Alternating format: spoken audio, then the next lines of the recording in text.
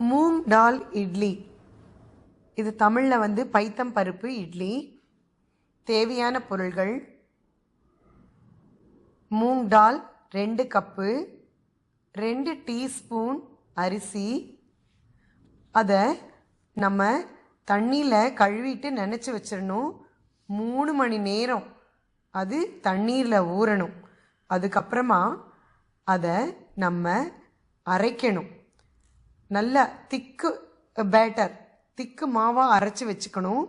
வச்சதுக்கப்புறம் அதில் உப்பு போட்டு ஒரு ஃபுல் நைட்டு, ஓவர் நைட்டு மூடி வச்சிடணும். ஃபெர்மெண்டேஷன், அப்போ தான் புளிப்புச்சுவை கிடைக்கும். அப்புறமா நம்ம சாதாரண இட்லி எப்படி பண்ணுவோமோ அதே போல் இட்லி தட்டில் கொஞ்சம் எண்ணெயை தடவி இட்லி ஆட்டை ஊற்றி எடுத்துக்கணும். ஃபுல்லாக குட்டி குட்டி இட்லியாக அழகாக எடுத்துக்கலாம். உங்களுக்கு அப்படியே வேணும்னா சட்னி தொட்டு சாப்பிட முடியும்.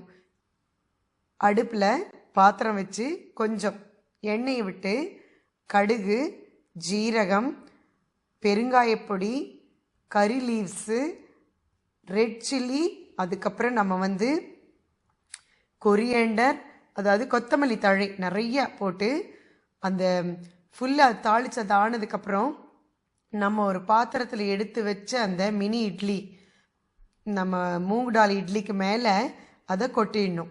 கலர் பார்க்குறதுக்கே ரொம்ப அழகாக இருக்கும். இது அப்படியே சாப்பிட முடியும். நம்ம டீ அல்லது காஃபி கூட ஒரு 4 வச்சு சாப்பிட முடியும்.